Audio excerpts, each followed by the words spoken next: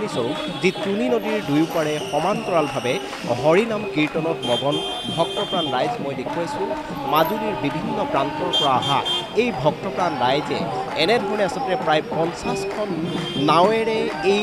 মাজুলীৰ আত্মাস্বৰূপ তুনি নদীয়েদি আজি উজাই যোৱা যি এক মনোৰম দৃশ্য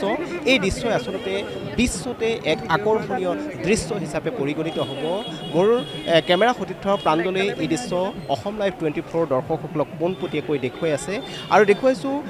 বথাৰ চাবে চাবে নিগৰিছে কৃষ্ণ প্ৰেমৰ যেন অমিয়া সুৰ আৰু এই দৃশ্যাংশ সঁচাকৈয়ে মনোৰম বুলি ক'ব লাগিব। মাজুলী আজি বিধৌত হৈ পৰিছে দ্বিতীয় গকুল বৃন্দাবন প্ৰাঞ্জলে সমগ্ৰ দৃশ্যাংশ দেখুৱাই গৈছে আৰু অতি মনোৰম বুলি ক'ব লাগিব। এয়াই হৈছে মাজুলী সত্ৰভূমি মাজুলীৰ যি গৰিমা এই গৰিমা ৰক্ষা কৰি আধ্যাত্মিক পৰম্পৰাৰ মাজেৰে মাজুলীৰ আত্মাস্বৰূপ এই তুনি নদীখনক এনেধৰণে তুলি ধৰাৰ এক পদক্ষেপ আৰু এই যি মহৎ পদক্ষেপ এয়া মাজুলী জিলা প্ৰশাসনৰ জিলা আয়ুক্ত ৰাতুল চন্দ্ৰ পাঠকৰ নেতৃত্বত আৰু মাজুলীৰ বিধায়কগৰাকীয়ে ইয়াত সহযোগিতা কৰিছে আৰু খুব এটা সুন্দৰ দৃশ্য যিহেতু আজি পবিত্ৰ ৰাস পূৰ্ণিমা আৰু এই ৰাস পূৰ্ণিমাৰ সময়ছোৱাত দেখা পোৱা গৈছে দিনৰ ভাগত যি এই মাজুলীৰ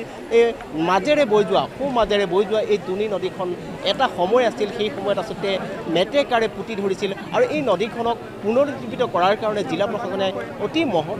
পদক্ষেপ গ্ৰহণ কৰিলে আৰু তাৰ পাছত দেখা পোৱা গৈছে আজি যি এক মনোৰম দৃশ্য এই হৰিনামৰ ধ্বনিৰ মাজত বথাৰ চাবত কৃষ্ণ প্ৰেমৰ অমল বন্দনা আৰু চাৰিওফালে দেখা গৈছে কেৱল হৰিনাম আৰু নৈৰ পাৰে পাৰে থকা যিসকল লোক আছে ভক্তপ্ৰাণ ৰাইজ আছে সকলোৰে মনত দেখা পোৱা গৈছে হৰিনামৰ আকাৰ হৈ পৰিছোঁ। ভগৱান শ্ৰীকৃষ্ণৰ পবিত্ৰ ৰাস মহোৎসৱৰ সময়ছোৱাত আচলতে ই এটা অনন্য আৰু